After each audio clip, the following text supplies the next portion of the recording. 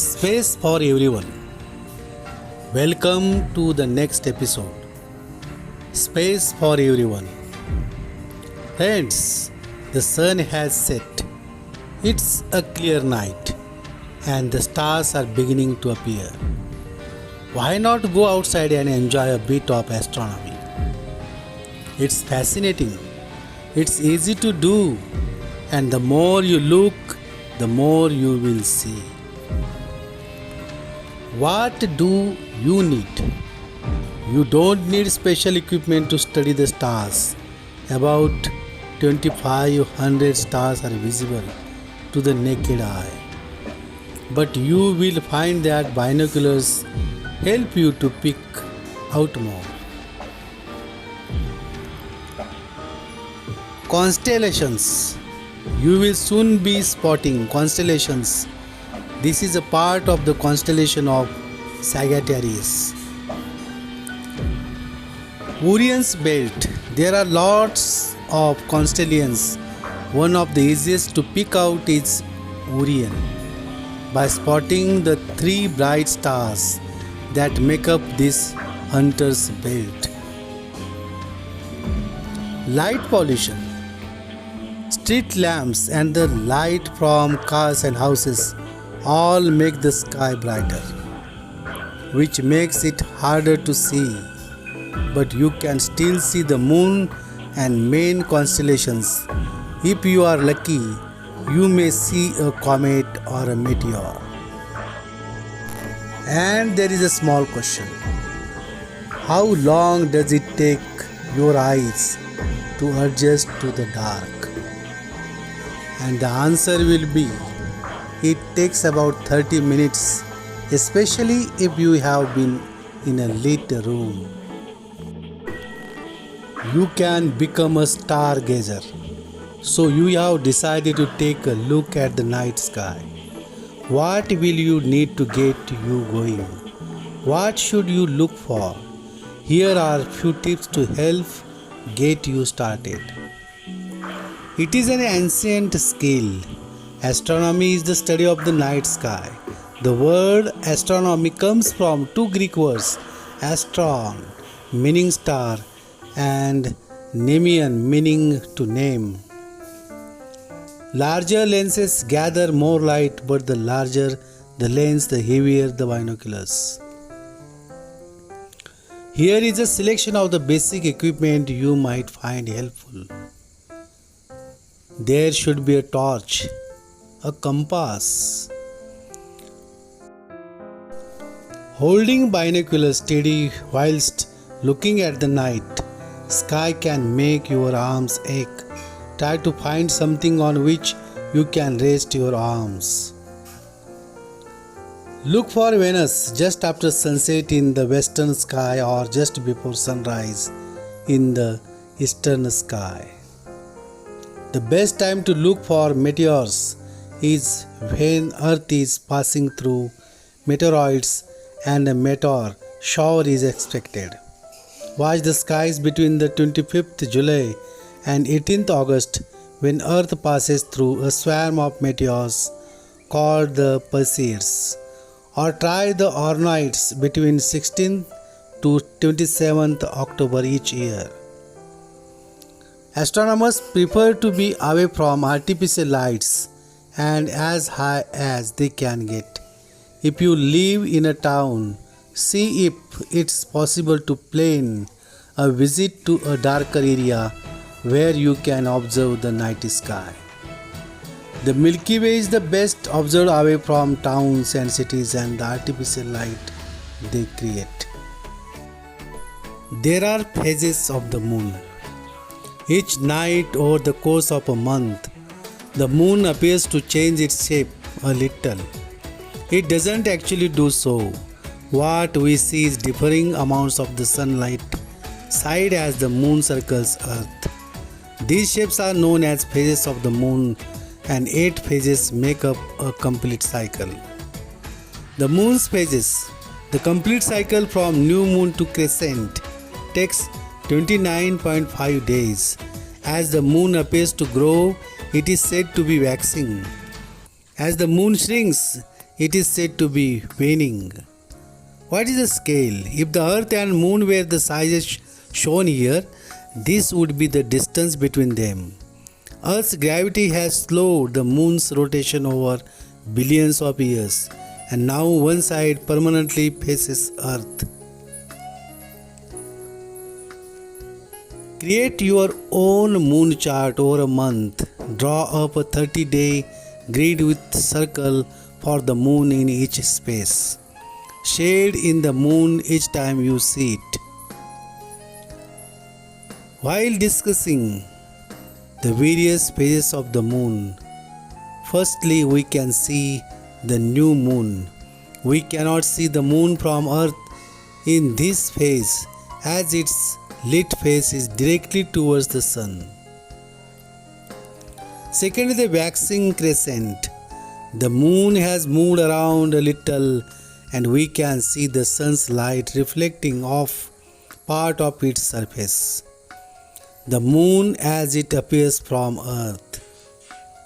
Thirdly, the first quarter, the moon has completed a quarter of its orbit around Earth.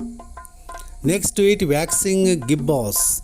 The moon is showing a little more of itself every night. Its waxing or growing gibbous means it looks swollen on one side. Next to it, there is a full moon. We can now see the complete face of the moon, reflecting the sun's light. That is, the outer circle shows the moon as it appears from Earth at each stage. Next to it, waning gibbous. A silhouette of the moon is now no longer visible. The visible part of the moon is waning or shrinking. Last quarter, the moon has completed 3/4 of its orbit around Earth. And lastly, waning crescent. The moon has nearly completed a full orbit of Earth. We can only see a silver. Looking at the phases, this shows the path the moon takes around the Earth and the moon as it is illuminated in space. Constellations are collections of stars that can be seen from Earth and which have been named as groups. This is the space that we can all see and begin to recognize from a very young age. The celestial sphere.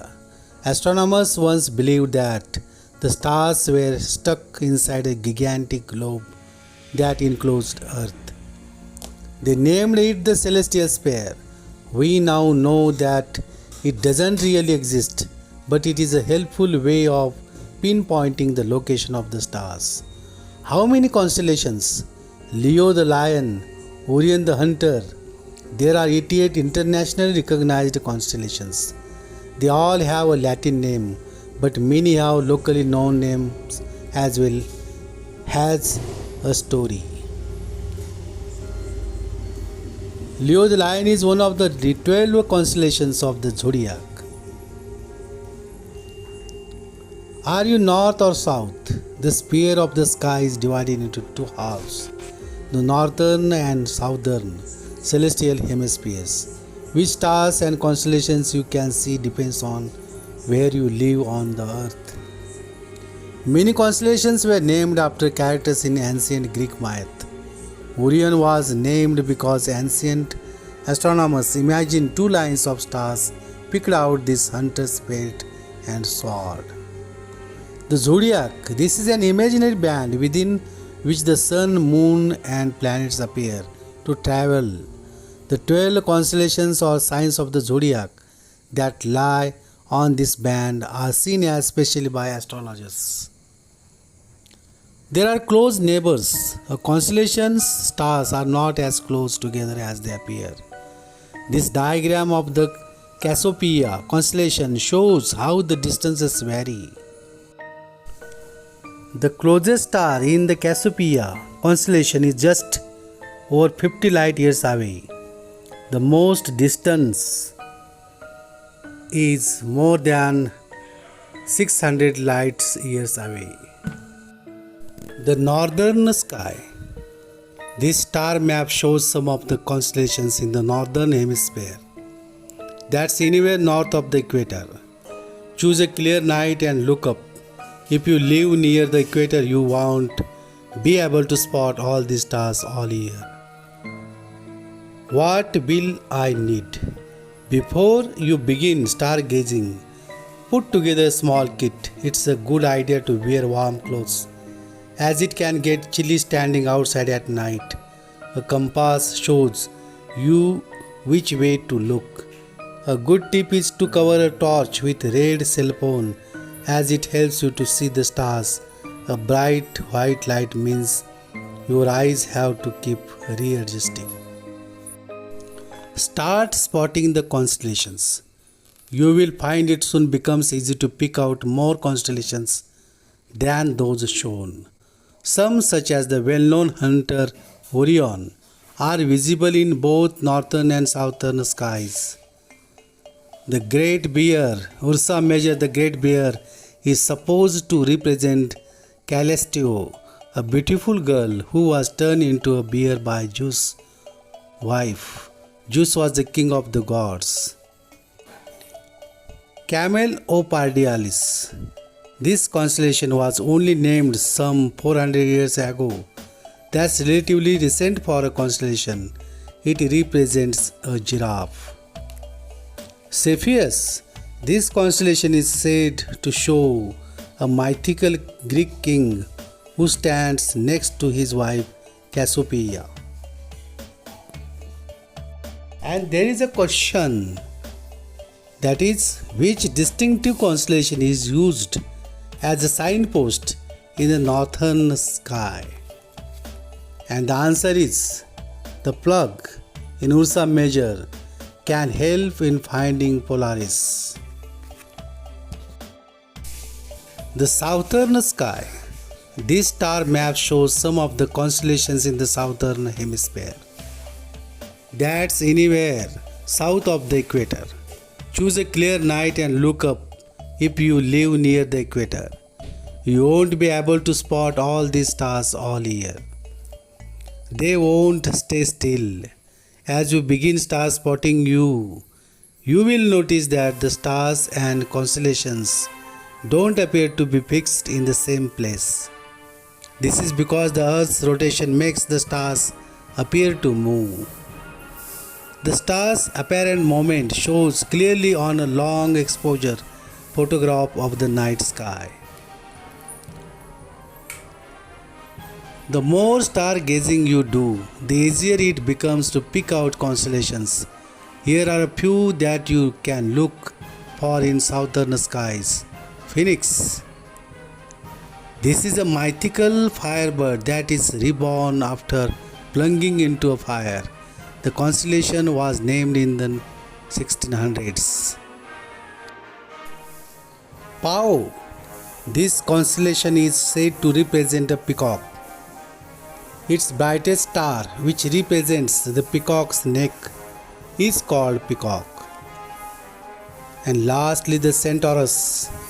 This constellation was named by the ancient Greeks and forms one of the largest of all constellations.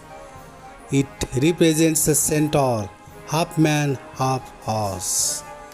And the question remains, which distinctive constellation is used as a signpost in the southern sky? And the answer is Crux, otherwise known as the Southern Cross. And there is a space technology. Some of the inventions we use today are closely connected to the space program. Just take a look at the following. A handheld dust buster has super suction power.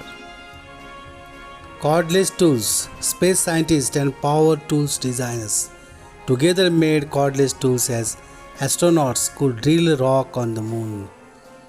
This work led to the invention of cordless medical instruments and a cordless vacuum cleaner. There are medical scans. Computer technology designed to enhance pictures of the moon is used by medical staff. It makes scans of the human body easy to read so doctors can diagnose diseases. Memory foam. This was developed to improve sitting and crash protection for pilots. The foam molds to the shape of the body, then returns to its original shape. Aerodynamic bicycle wheels. Following research, three-spoked bicycle wheels were developed into shapes that move quickly and easily. These wheels maximize the bike's efficiency for racing. There is a material fact.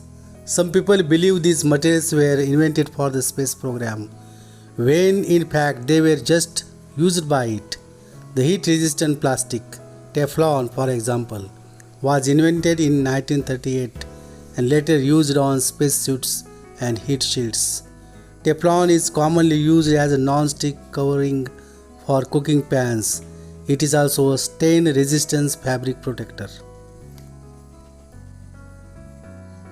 Velcro was used during the Apollo missions to hold equipment in place at zero gravity, when it would otherwise have floated off. Velcro is also used to secure clothing.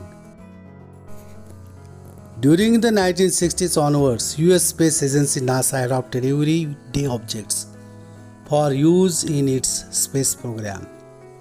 NASA made its own smoke detector with adjustable sensitivity. It also used smoke detectors on Skylab, the space station launched in 1973 to detect toxic vapors. A type of bar coding was used by NASA to keep track of spacecraft components. Gauze clothes were first used in the 1920s. In the 1960s, NASA worked to produce a highly accurate quartz clock. And the answer remains for the question, what is memory foam also known as? And the answer is temper foam. Thanks for watching.